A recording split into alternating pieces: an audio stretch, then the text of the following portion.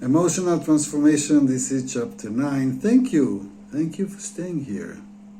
I think you'll find it worthwhile to continue here, to investigate the information that I am delivering here, and to find some treasures in your mind, in your soul, in your heart, while you transform your problems into productivity, into creativity, into change, into growth. I cannot think about something greater someone can go through. And here in chapter 9, which is the third in part 3, that describes the second step of emotional transformation, reducing self-criticism, I would like to give you another, just let make it silent here. I would like to give you another important point of view of why is it so important to acknowledge our exaggerated inner critic, and at the same time to stop it, to reduce it, to change it, to bypass it. This is chapter 9. Chapter 9 is talking about direct coping with a problem and changing the way we address it or observing it. Do you know that a huge part of every chronic or repetitive problem in our life is actually related to some kind, some level, some amount of denial of the real story behind the problem? Do you know that most of the time what we see in the first glance, in the first meeting with a problem, is not really the real problem? Well, usually our logical, reasonable mind will not agree, because for our left brain logical mind, what you see is what is there. This is the problem. You have a problem doing this or that. You have a problem achieving this or that.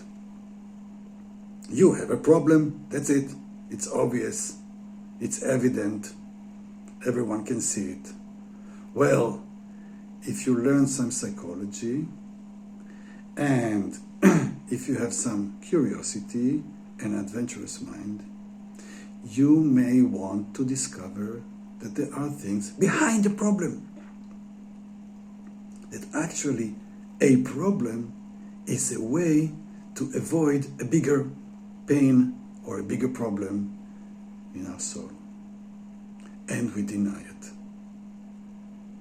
And as I said in the previous chapter, we create some kind of emotional laziness because it's too hard for us to cope with the real problem, with the real pain.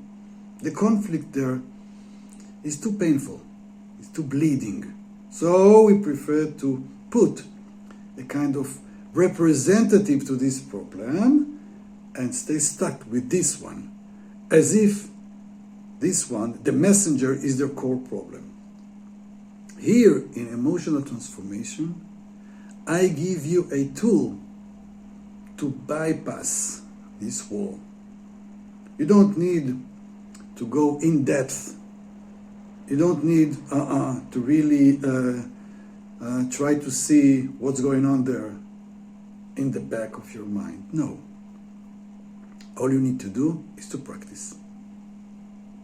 First of all, you need to practice looking in the mirror, actually looking at yourself, and telling yourself, when talking about a problem, that you do not criticize yourself for having this problem.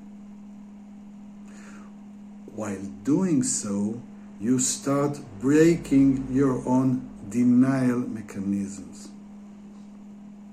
The inner criticism is a very important part of your denial system.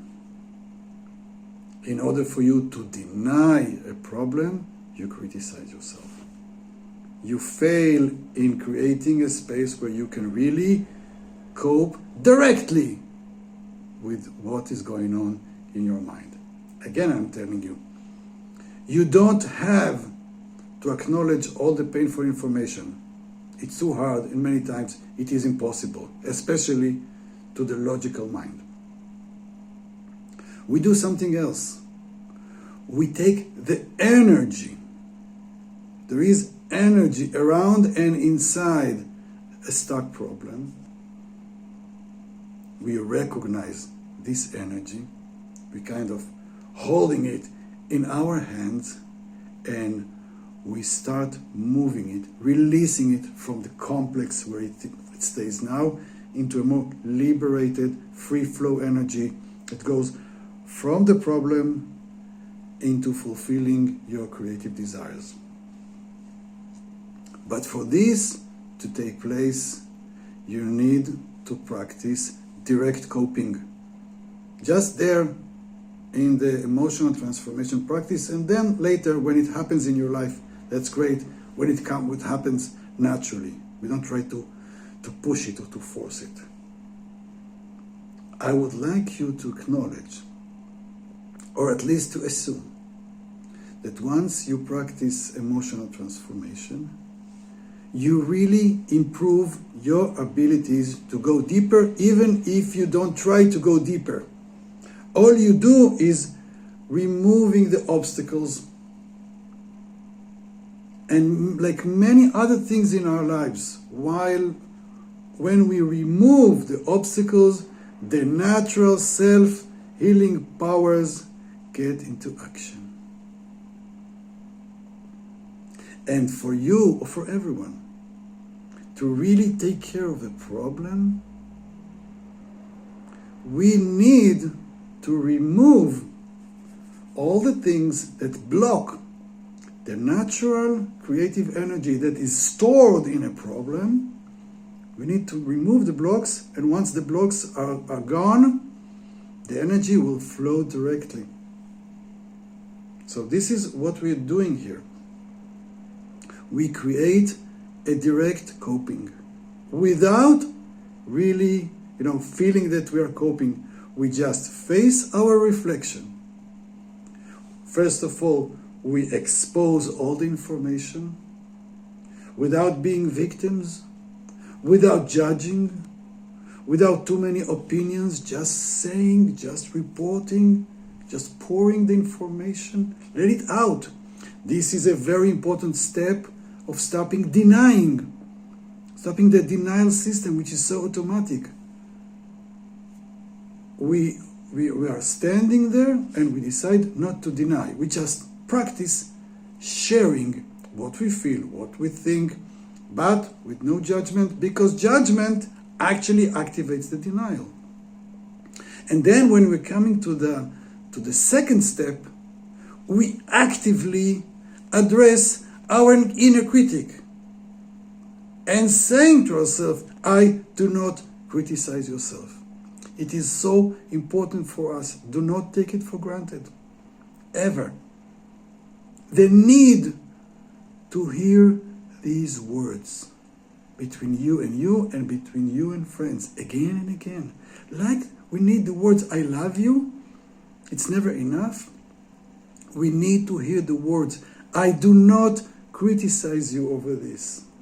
I accept you as you are with this problem, with the things you did and with the things you didn't, with the things that you succeed and with your mistakes that you have done. I accept you just as you are. I'm not asking yourself to fix yourself. I'm not asking yourself to change yourself. I do not criticize you. I accept you as you are. Now this is a trick.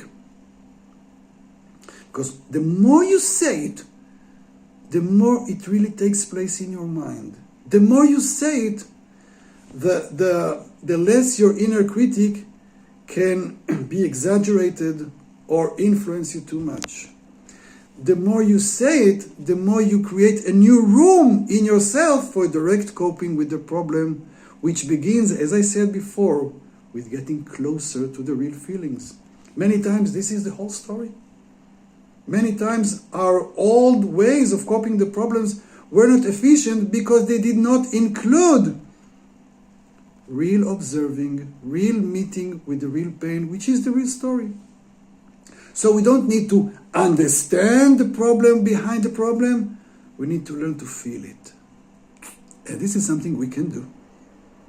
while removing the obstacles and allowing ourselves to get closer with no judgment, with no criticism, and the next step also with self-love, which will make everything much easier and even more fun. So we finished the 3 chapters around self-criticism.